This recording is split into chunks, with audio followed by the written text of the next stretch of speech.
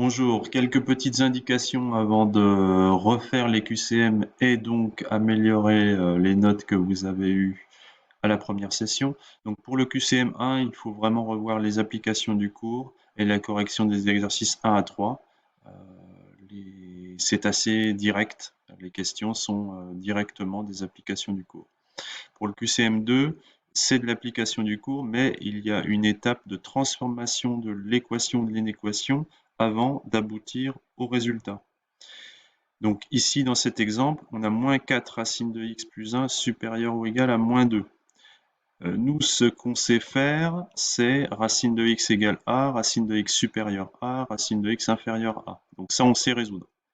Donc on va se remettre dans cette position-là. Donc ce qui nous gêne, tout d'abord ici, c'est le plus 1. Donc on va faire moins 1 de chaque côté de l'inéquation. Donc on obtient moins 4 racine de x supérieure ou égale à moins 3, parce que moins 2 moins 1 égale moins 3. Ensuite, on a moins 4 racine de x. On peut vouloir enlever ce moins, par exemple. Donc multiplier par moins 1 de chaque côté de l'inéquation. Donc moins 4 fois moins 1, ça va faire 4. Moins 3 fois moins 1, ça va faire 3. Attention, à ce moment-là, quand on a multiplié par moins 1, on change le sens de l'inégalité. Le supérieur ou égal devient inférieur ou égal. D'accord? Donc là, si on veut enlever le 4, on divise par 4 de chaque côté. 4 est positif, on ne va pas changer de nouveau le sens de l'inégalité. Donc on obtient racine de x inférieur ou égal à 3 quarts. Très bien. Une fois qu'on a racine de x inférieur ou égal à 3 quarts, là, on applique directement le cours. On sait que ça, c'est équivalent à x appartient à 0, 3 quarts le tout au carré. 3 quarts le tout au carré, c'est 9 sur 16. Ok? Donc le passage de là, de moins 4 racine de x supérieur ou égal à moins 3 à racine de x inférieur ou égal à 3 quarts, on aurait pu le faire en une seule fois. Je divise ici par moins 4 de chaque côté. Je divise par moins 4 sur moins 4, ça fait 1. Moins 3 sur moins 4, moins sur moins, ça fait plus, 3 quarts. Donc on a racine de x plus petit ou égal à 3 quarts. Bien faire attention à changer le sens de l'inégalité quand on multiplie ou on divise une inéquation par un nombre négatif. Ok, exemple 2, ici 2x2 moins 2 égale 16. Bon, le moins 2, on le passe à droite en ajoutant 2 de chaque côté, donc ça fait 2x2 égale 16 plus 2, 18. Après, on divise par 2, x2 égale 9. Et quand on a x2 égale 9, on sait que la solution de x2 égale 9, c'est x égale racine de 9 ou x égale moins racine de 9. Donc 3 ou moins 3. Alors, en ce qui concerne le QCM avancé, il s'agit de trouver une solution et une seule.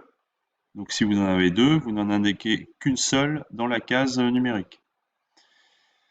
Pour la trouver, on va effectuer une recherche sur la base de la manière des poupées gigognes.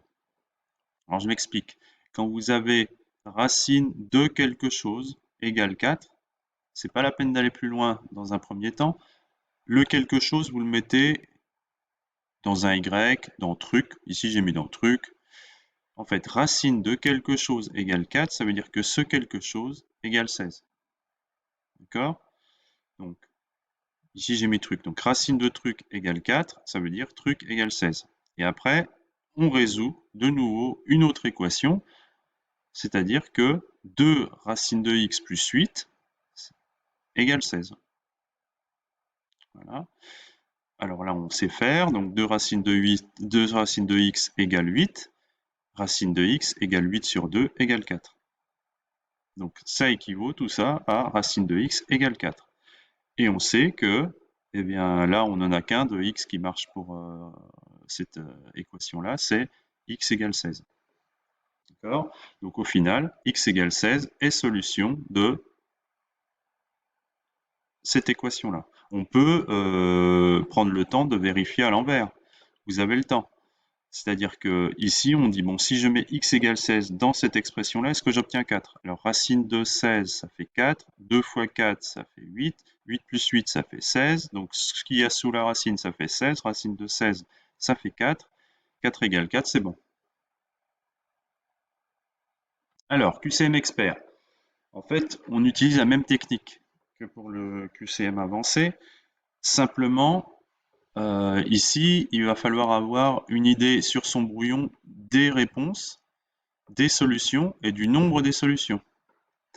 Alors, par exemple, on vous pose la question, combien l'équation x2 moins 3, le tout au carré moins 2 égale 0 a-t-elle de solutions?